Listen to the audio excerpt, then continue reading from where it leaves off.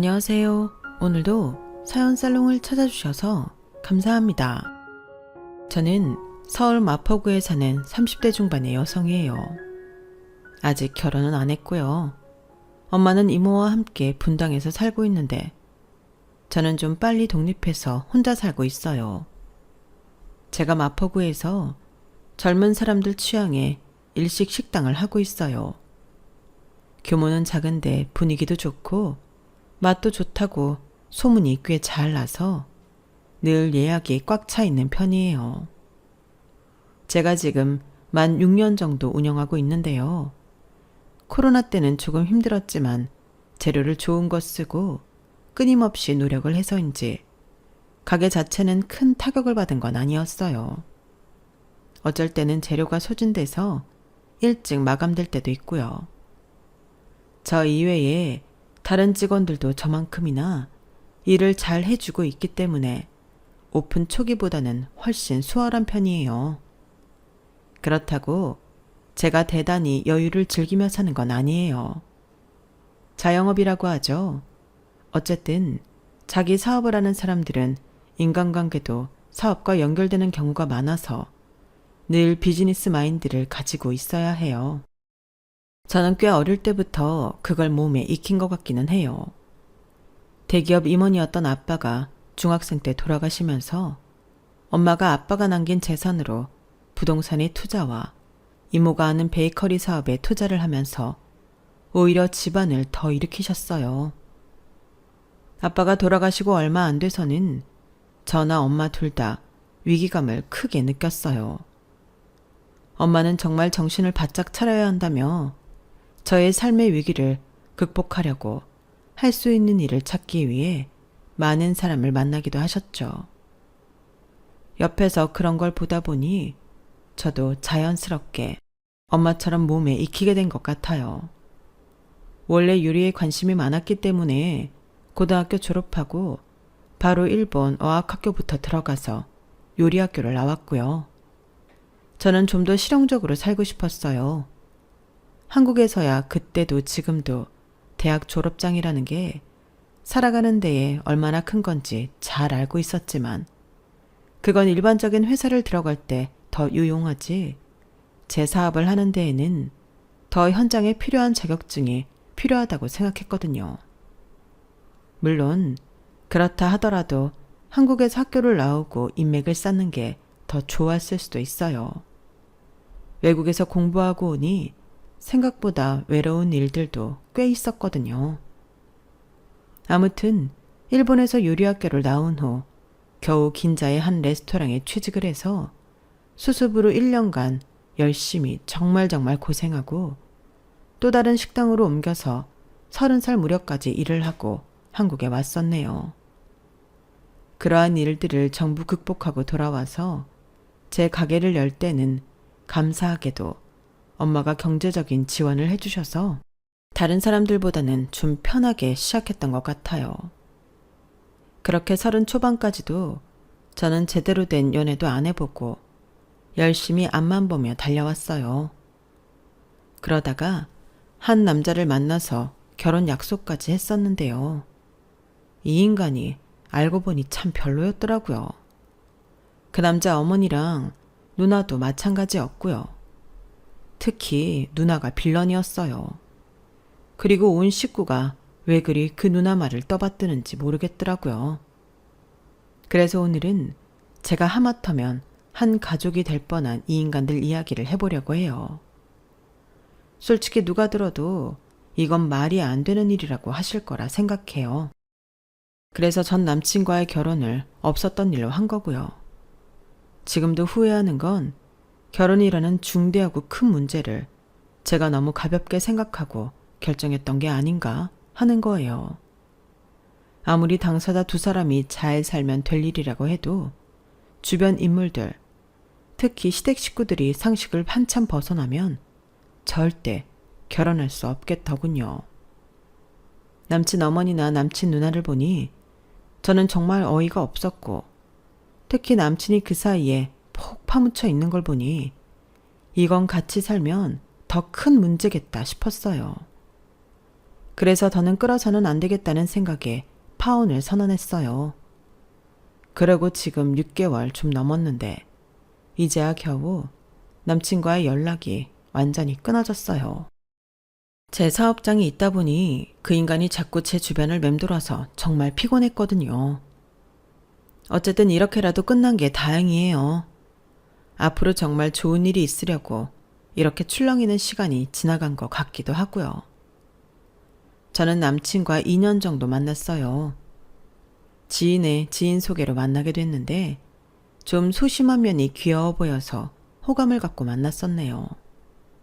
남친도 저를 마음에 들어 해서 저희는 금방 가까워졌고 1년 6개월 정도 만난 시점에서 결혼 이야기가 처음 나왔어요. 사람이 좀 소심하고 우물쭈물 하는 데가 있긴 했는데 제가 워낙 결단력이 있는 편이니 나름 서로의 단점을 보완하며 살아갈 수 있을 것 같아 저도 긍정적으로 생각했어요. 남친은 제가 아는 일식 식당에도 몇 번 와봤기 때문에 식당이 어디 있는지는 알고 있었죠. 그런데 늘 마감이 다 끝나거나 재료가 소진돼서 일찍 문을 닫게 되는 날에 왔기 때문에 항상 손님이 없는 가게만 봤었네요. 남친은 제 가게가 장사가 안 되는 걸로 착각했더라고요. 윤지야, 너 가게 보증금은 무사한 거야? 그게 무슨 소리야? 보증금이 무사하다니? 무사하지 못한 건 뭐고? 아니, 손님이 너무 없잖아. 이렇게 장사해가지고 월세나 낼 수 있어? 월세 못 내면 보증금 계속 깎아먹는 거잖아. 이런 상황에서 결혼까지 하면 네가 부담이 너무 클 것 같아서 그래. 아, 내가 월세 못 내서 보증금 걱정한 거구나. 나 여태 월세 밀려본 적 없어. 지난달에도 잘 냈고 이번 달에도 말일에 잘 빠져나갈 거야. 우리 가게 나 월세 내고 내 생활할 만큼은 다 돈 나오니까 걱정하지 마. 나 웬만한 직장인보다는 잘 쓰고 살아. 그런 거면 다행이지. 나 한 달에 300 정도는 벌거든? 너도 그만큼은 나오는 거야? 가게가 크지도 않은데 항상 손님이 없는 것만 보니까 그 이상은 못 나오지 싶은데. 저는 남친의 소심한 걱정에 절로 웃음이 나왔어요. 제가 한 달에 순이익만 800만 원은 되거든요. 직원 넷 월급 다 주고도 말이죠. 남친은 뭐 아는 사람은 알만한 기업에 다니고 있기는 했지만 대기업은 아니었어요. 잘 나가는 IT 강소기업 정도였죠. 남친이 취준생 생활도 꽤 했고 회사도 들어간 지 얼마 되지 않았기 때문에 월급이 많은 편이 아니었어요. 모아놓은 돈도 없었고요. 대신 엄마와 누나가 결혼 자금은 책임지고 해준다고 하더라고요. 남친 아버지가 남겨놓은 재산이 꽤 돼서 먹고 사는데 큰 지장은 없다고 했어요. 저는 뭐 크게 신경 쓰지 않고 그러려니 했고요. 앞에서도 말씀드렸듯이 저희 집은 엄마가 대장부 기질을 발휘하셔서 꽤 풍족했고 이모의 베이커리 사업도 잘 되고 있어서 걱정이 없었어요. 이모는 자녀 둘 다 외국에서 결혼해서 살고 있어서 엄마와 함께 살고 있었고요. 나이 들어 자매가 서로 의지하며 사는 것도 좋더라고요. 저희 엄마랑 이모를 보면 그래요. 심심하지 않고 같이 여행도 다니고요. 사실 제 가게가 있는 건물이 엄마 명의로 된 거예요. 뭐 명목상 보증금이니 드리기는 했지만 엄마가 딸한테 그런 거 받으시겠어요? 고스란히 다 제 통장으로 다시 보내셨어요. 혹시라도 제 가게 장사가 잘 안 되는 상황이 된다 해도 엄마 백이 있어서 크게 걱정할 일은 없었어요. 저는 그런 이야기를 굳이 하지는 않았어요. 남친 집이 얼마나 여유가 있는지 모르겠지만 안 그래도 소심한 사람이 저희 집하고 일일이 비교하며 열등감이라도 느끼면 어쩌나 싶었거든요. 만나다 보니 좀 그런 면들이 보여서 걱정이 되긴 했어요. 그럼에도 그때는 왜 열등감으로 남을 무시하거나 올려치기 하는 것들을 별스럽지 않게 생각했나 모르겠어요. 결혼은 생활이고 현실인데 당연히 그 사람 성격에 영향을 미칠 텐데 말이죠. 저희 엄마는 분당이 처음 붐이 일어날 무렵에 아파트를 사셨고 그곳에서 쭉 살고 계세요. 그러니 좋기 30년은 됐고 요즘 지은 아파트 같지는 않아요. 제가 몇 번이나 제가 있는 마포구 신축으로 이사를 하라고 해도 엄마는 거기가 편하다고 옮길 생각을 안 하시더라고요. 서울에서 꽤 좋은 병원도 멀지 않은 곳에 있고 생활하기 편하다고 하셨어요. 이모도 마찬가지였고요. 저는 마포에 20평 정도 되는 주거용 오피스텔에 혼자 살고 있는데 남친은 제가 가게를 하며 그거 세까지 내는 걸 혼자 열심히 머리 굴려 계산하더군요. 오피스텔도 엄마 거라서 저는 그냥 살고 있는데 말이죠. 어쨌든 결혼 준비하면서 차츰 다 알게 될 테니 저는 딱히 말해야 된다는 생각을 못하고 있었어요. 아니면 촉 같은 거였을 수도 있고요. 아무튼 결혼하기로 결정을 하고 난 후 남친이 먼저 저희 분당집에 오기로 했어요. 엄마는 남친을 두어 번 본 적이 있었어요. 제가 사귀는 사람이니까 자연스럽게 오다 가다 보게 된 거였는데요. 엄마는 결혼은 생각도 안 해보셨다며 제가 결혼 이야기를 꺼내자 꽤나 놀라시더라고요. 너 정말 상준이랑 결혼한다고? 아니, 요새 결혼 안 하는 애들도 많은데 뭘 벌써 하려고 그래. 네 나이면 아직 자기 할 일 하면서 천천히 생각해도 되잖아. 엄마 친구 딸들도 다 40 넘어서 결혼하더라. 윤지 너도 그랬으면 좋겠는데. 나는 결혼한다고 하면 엄마가 좋아할 줄 알았는데 뜻밖이네. 근데 어차피 할 결혼이면 마음에 맞는 사람 있을 때 얼른 하는 게 낫지 않아? 나 40 넘어서 결혼하면 엄마 손주 보기도 힘들걸? 왜 그래? 혹시 상준이가 마음에 안 들어서 그래? 엄마 아빠도 사이 좋았으니까 결혼에 부정적이지 않을 것 같았는데 지금 나 상준이랑 결혼하는 거 반대하는 거지? 아유 그래. 누굴 닮아 눈치는 빠른 건지. 솔직히 상준이 걔 남친으로 만나는 거는 그럴 수 있다 쳐도 남편감으로는 영 별로다. 애가 너무 눈치 보고 계산하는 스타일이야. 지 입장에서는 그게 똑똑하게 잘 사는 것 같을지 몰라도 절대 아니다. 사람들도 다 알아. 저런 식으로 속으로 일일이 계산하고 간보고 있는 거. 저러면 큰일 못한다. 회사 승진도 힘든걸. 나는 윤진이가 그런 사람 만나서 속 터지며 살 것 같아 그래. 엄마 나이쯤 되면 안 봐도 알 수 있는 것들이 있어. 그래? 그냥 사람 성격이 좀 소심하기는 해도 나쁜 사람은 아니야. 엄마도 그런 거 선입견일 수 있잖아. 하지만 산전수전 다 겪으며 부동산 투자를 하고 이모 베이커리 사업에 투자를 하는 엄마는 저는 모르는 걸 보셨던 건데 제가 그런 걸 너무 간과해버렸어요. 어쨌든 엄마는 이모랑 상의해서 남친을 만나보기는 하겠다고 하셨고 남친이 집으로 인사를 왔어요. 엄마랑 이모한테 드리겠다고 자기네 회사가 협력하는 대기업 화장품 세트를 가져왔더라고요. 엄마는 처음 집에 온 사람은 직접 요리를 해서 따뜻한 밥 먹여야 한다고 이모랑 새벽부터 직접 수산시장이며 농수산시장까지 가서 장을 받아가 음식을 해주셨어요. 엄마랑 이모는 남친을 극진히 대접하기는 했지만 마음에 들어하지는 않으셨어요. 그래도 제가 결혼한다고 하니 마지못해 알겠다고 하셨고요. 그런데 남친은 정말 분위기 파악을 못하더군요. 이모가 조금 티를 내서 남친이 상처받을까 걱정했는데 이러는 거였어요. 니네 집 아파트 되게 구축이더라. 이모까지 같이 사는 거면 생활비 아끼려고 하는 거 맞지? 엄마랑 누나가 나 니네 집 가서 어땠는지 엄청 물어봐서 내가 잘 대답하려고 완전 진땀 뺐잖아. 왜 진땀을 빼?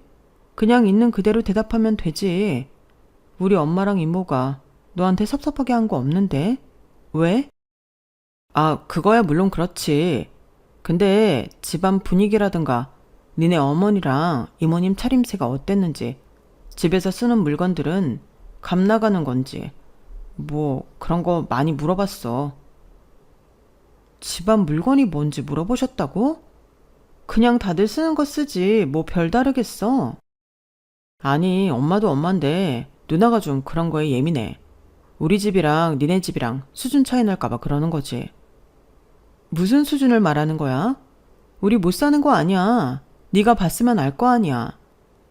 뭐 네 입장에서는 니네가 못 사는 거 아니겠지만 우리는 또 다를 수 있잖아. 이러면서 은근히 뻐기는 표정을 짓는데 처음으로 그 인간이 참 못나 보이더라고요. 여태 좋아했고 백년 가약을 맺겠다고 맹세할 정도로 장점만 보아왔는데 말 한마디와 표정 한마디로 사람 생각이 이렇게 변할 수 있다니 참 신기했어요. 엄마도 누나도 네가 일본 요리학교가 최종 학력이라니까 좀 싫어하더라고. 그런 얘기를 굳이 했어? 나중에 내가 뵙고 잘 말씀드리려고 했는데 너도 우리나라 사람들이 대학 졸업장이라는 걸 어떻게 생각하는지 잘 알면서 그런 말을 하면 어떡하냐? 물어보는 건 대답해야지. 너야말로 그게 문제될 거 아니면 네가 떳떳하게 나오면 되잖아. 이제는 아주 제 핑계까지 대는데 솔직히 남친이 이런 사람이었나 실망스럽더군요. 아무튼 엄마나 누나는 너 별로 마음에 안 들어 하셔. 장사라는 게 잘 될 때가 있으면 안 될 때도 있는데 웬만한 젊은이들 100% 마지막에 망한다며 굳이 너랑 결혼해야 되냐고 하시더라고. 누나는 나 정도 회사 아니어도 작은 회사 다녀도 매달 정기적으로 돈 들어오는 일 했으면 좋겠다고 하고 내가 너도 나만큼 번다고 해도 마음이 안 놓인대.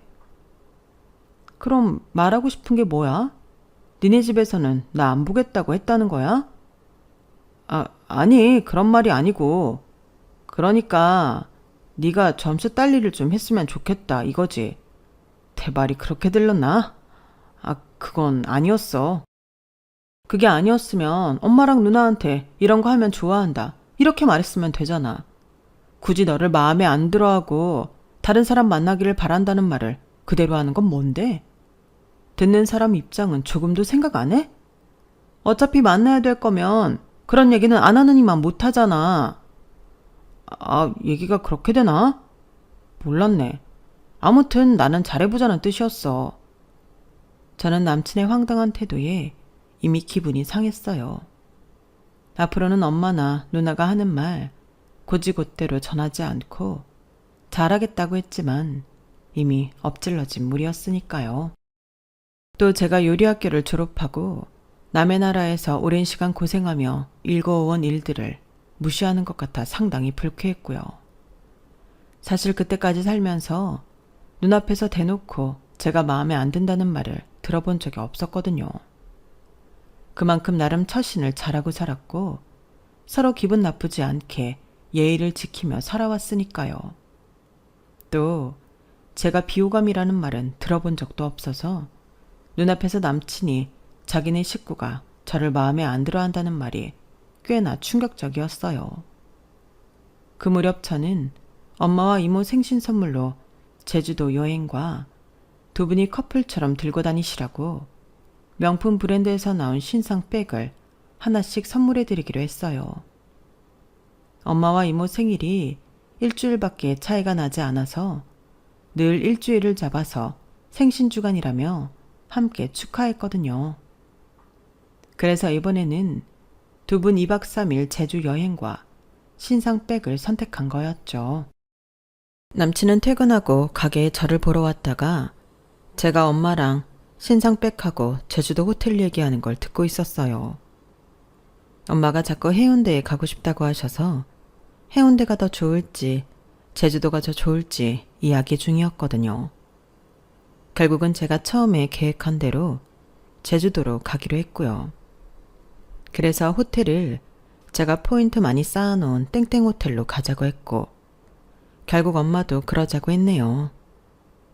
다음날 제가 엄마와 이모 신상백을 사러 백화점에 가는데 남친한테서 불쑥 전화가 왔어요.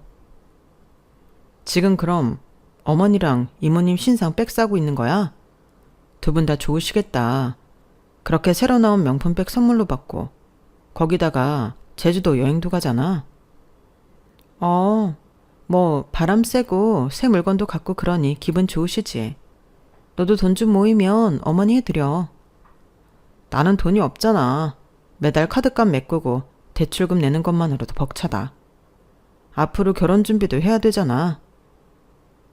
결혼 준비는 어차피 엄마랑 누나가 해준다고 하지 않았냐는 말을 하고 싶었지만 저는 더 이상 말을 하지 않았어요. 본인이 돈이 없어서 못한다는데 제가 더 뭐라고 하겠어요.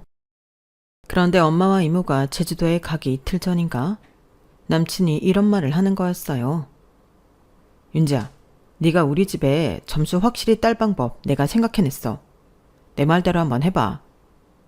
점수를 딴다고? 뭘 하면 따는 건데?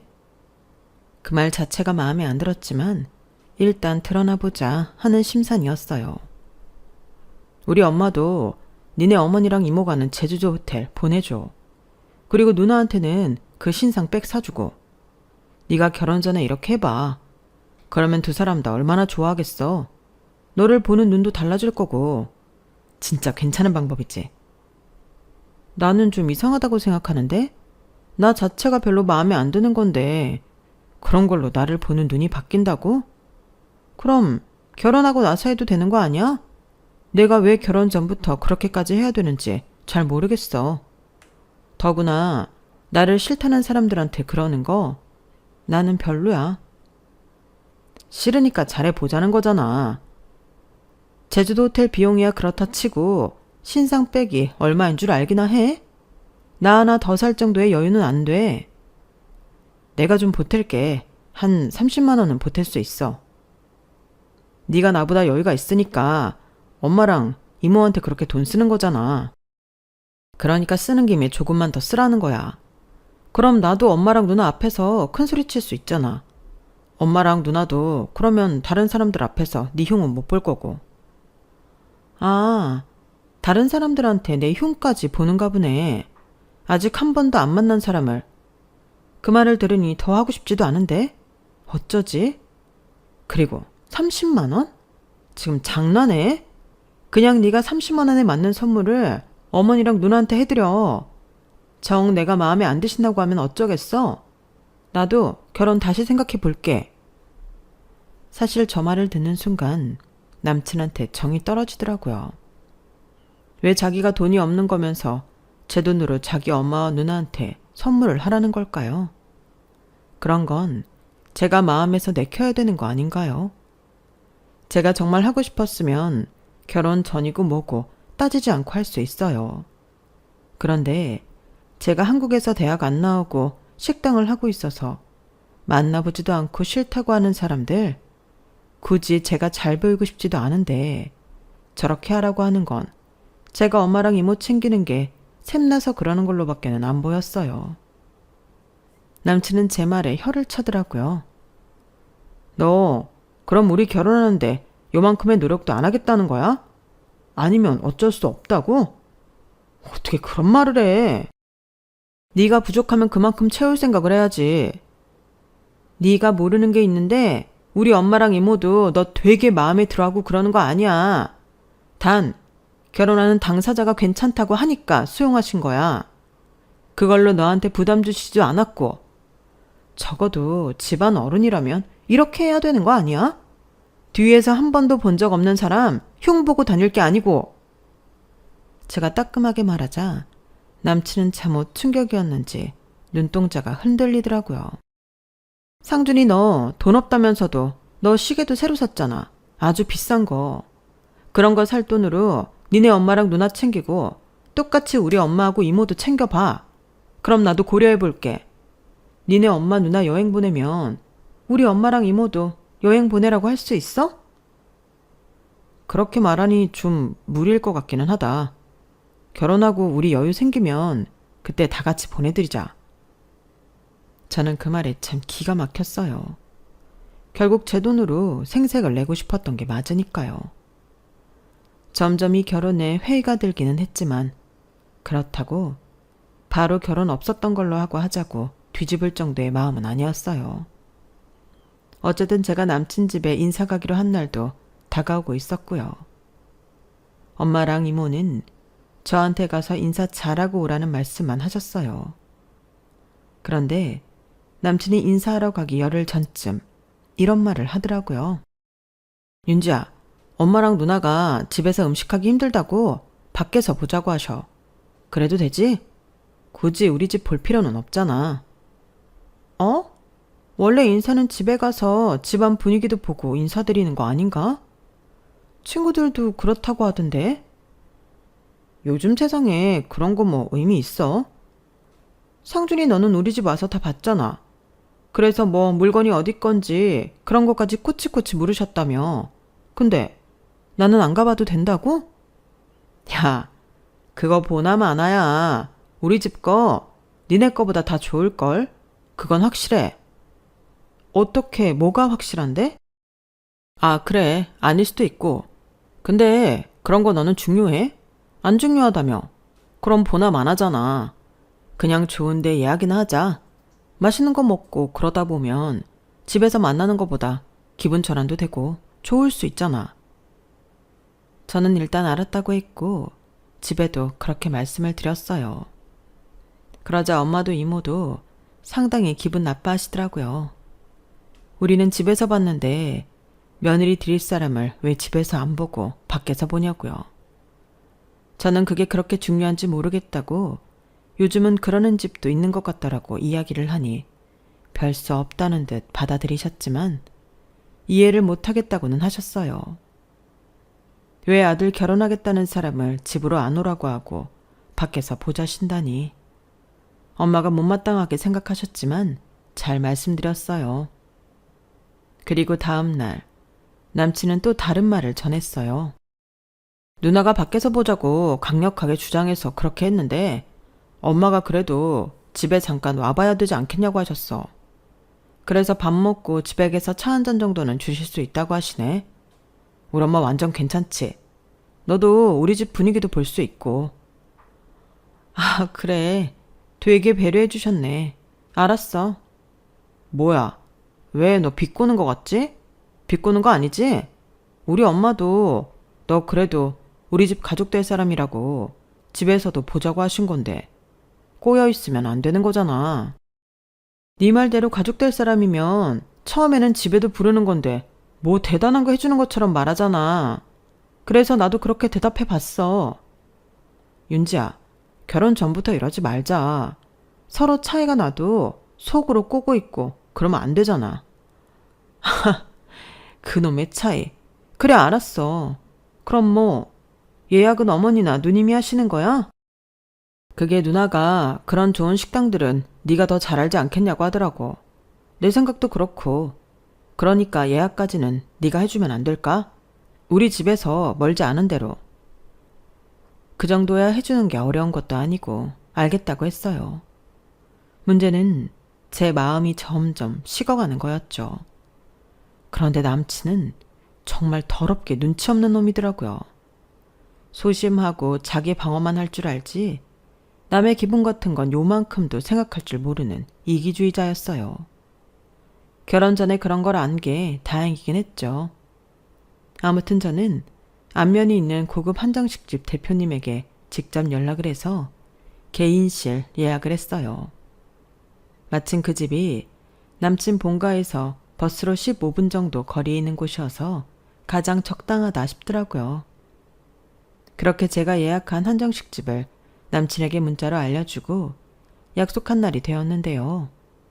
약속 30분 전쯤 제가 한정식집으로 가고 있는데 남친한테 전화가 왔더라고요. 자기도 지금 가고 있다면서요. 그러면서 한다는 말이 기가 막혔어요. 있잖아 윤지야, 네가 좀 당황할 수도 있는데 그러려니 해. 뭘 그러려니 해? 무슨 일 있어? 있으면 미리 말해. 가서 사람 벙치게 하지 말고. 제 말투가 날카로워지자 남친은 얼른 이렇게 말하더군요. 아, 그게 엄마는 차 타고 왔다 갔다 하기 싫다고 이따 차나 마시러 집에 오래. 대신 누나가 누나 친구들 몇 명 데리고 간대. 한 5명? 그러니까 그렇게 알고 있어. 잠깐, 우리 개인실 예약한 게 4명 테이블인데 그러면 방이 적잖아. 그거 지금 어떻게 조정 안 될까? 너 거기 사장님하고 안다며. 얼른 말씀드려봐. 됐어. 이제 와서 어떻게 개인실 다른 데로 내달라는 말을 해. 그냥 홀에서 먹어. 제가 짜증을 내자 남친은 오히려 제가 화를 낸다며 뭐라고 하더라고요. 이렇게 좋은 날 왜 그러냐면서요. 정말이지 자기들 일방적인 건 전혀 생각을 못하는 것 같았어요. 당장 뒤돌아 집으로 가고 싶었지만 마지막까지 예의는 갖추자는 마음도 있었어요. 그러고 보면 저는 남친 누나가 더 황당한 짓을 제 앞에서 벌이기 전부터 이미 마음으로는 파혼을 예상하고 있었던 것 같네요. 여기 오늘 우리 예약했는데요. 김윤지 이름으로요. 아주 경박하고 찢어지는 말투의 목소리가 식당 안에 울려 퍼졌고 제가 돌아보니 진하게 화장을 하고 무슨 요즘 사람들은 입지 않는 무대복 같이 희한한 원피스 차림을 한 여자가 시끄럽게 굴고 있었어요. 그 뒤로 보이는 여자들도 기가 엄청 세 보였어요. 눈빛도 이글이글한 게 보통 사람들 아니더군요. 저는 그때 도착한 남친이 불러서 다가가 인사를 했는데 남친 누나랑 그 친구들이 아주 저를 잡아먹을 듯이 쳐다보더라고요. 사람을 머리끝부터 발끝까지 어찌나 샅샅이 훑어대는지 정말 불쾌했어요. 반가워. 내가 나이 더 많으니까 말 놔도 되지? 처음에는 친구들 부를 생각은 없었는데 그래도 제 3자들이 보는 눈이 더 객관적일 수도 있잖아. 마침 여기 온다니까 와보고 싶다는 친구들도 있었고 이 정도 규모인 식당 사장하고 알 정도면 너도 꽤 하긴 하나 보다? 밥 먹고 살긴 한다는 게 거짓말은 아닌가 봐. 그 말에 제가 남친을 획 보자 남친은 얼른 눈을 피하더라고요. 그동안 저를 꽤나 하찮게 봤다는 걸 알 수 있었거든요. 남친도 그걸 들켰다는 걸 알고 제 눈을 피한 거고요. 아무튼 사람들도 앉고 저와 남친도 앉고부터 바로 에피타이저부터 서빙이 되기 시작했어요. 고급 한정식 집이 다 그렇듯이 개인 접시에 다 각자 음식이 나오잖아요. 그때부터 남친 누나 친구들의 수다가 시작됐어요. 식당 한다길래 무식하게 생겼을 줄 알았는데 그건 아니네. 그냥 평범하다. 일반에서 다닌다고 해도 믿겠다. 근데 원래 식당하고 그러면 다들 좀 통통하지 않아? 상준이 여친은 마른 편이래. 저래서 음식 맛이 있을란가 모르겠다. 그래도 이런 집 예약 턱 잡아서 이렇게 바로 음식 준비되는 거 보면 한 닭가리 하나보다 야. 저런 올케도 나쁘지 않을 것 같은데? 그러면서 지들끼리 찍고 빠고 아주 난리도 아니었어요. 저는 황당하고 기분 나빴고요. 그런 와중에 남친 누나는 제 팔을 확 잡아서 일으켜 세우더라고요. 이제 정식으로 인사해야지. 어디 어른들 앞에서 편하게 앉아있으려고 그래. 다들 봤으니 알겠지만 얘가 상준이 여친이고 결혼할 사람이야. 다들 잘 봐도 네가 결혼하고 나면 나한테 하는 만큼 잘해드려야 하는 분들이야. 슬슬 인내심에 한계가 생기려는데 남친 누나가 폭탄을 투척했어요. 내가 여기 검색해보니까 이 집 메뉴 중에 갈치석박지하고 간장게장이 포장된다고 하네? 인기도 되게 많대. 맛이 아주 고급스럽고 괜찮은가 봐. 그거 오늘 다들 하나씩 가져가야 이 정도는 상준이 여친이다 내줄 거니까 걱정하지 말고. 내가 들어올 때 카운터에 미리 다 얘기해뒀거든.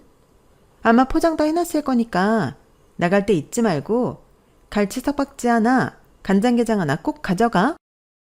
저는 그 순간 결심했어요. 이 남자하고는 바로 헤어져야겠다고요. 저는 다들 신이 나서 식사를 하는 중간에 밖으로 나가서 사장님과 얘기해서 일일이 한 사람씩 계산서를 받아냈어요.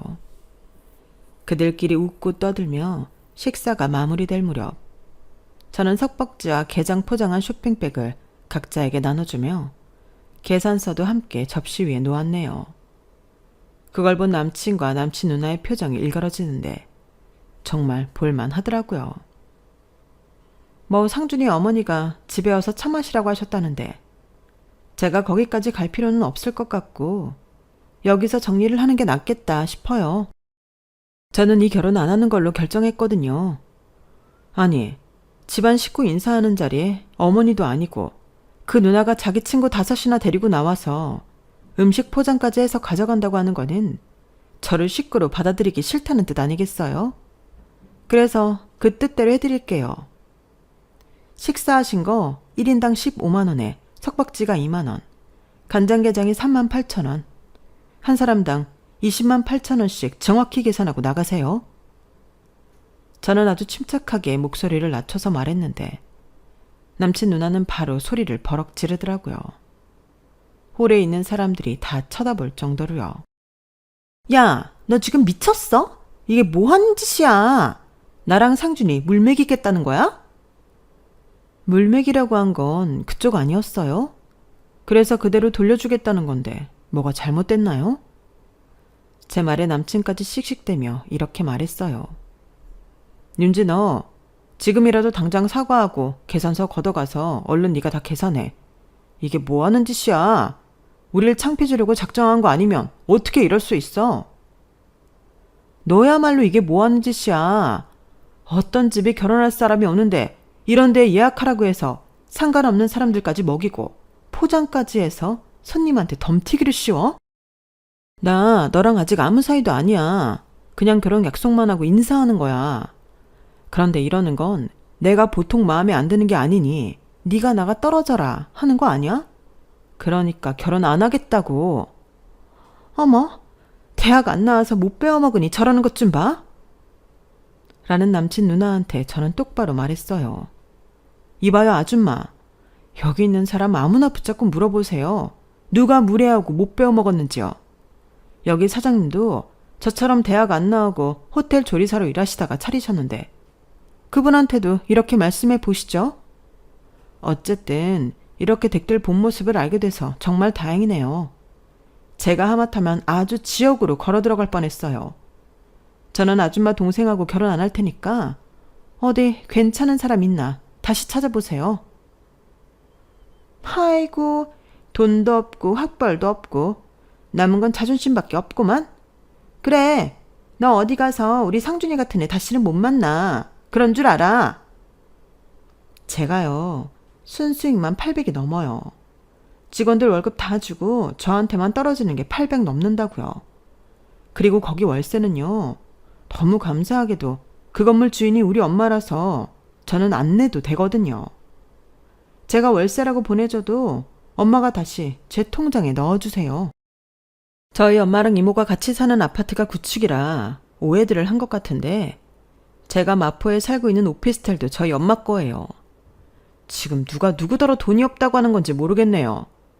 엄마 앞으로 신축 아파트도 하나 더 있고 그거 전세 돌리고 있는데 혹시 그 정도 재력은 되고 말씀하시는 거예요? 애당초 잘 보여야 되는 건 제가 아니라 댁 동생이었다고. 정신 좀 차려. 그러니까 나 이딴 결혼 안 한다고. 제가 마지막에 목소리를 높이니까 남친 누나랑 남친은 안색이 하얘져서 서로 쳐다보기만 하더라고요.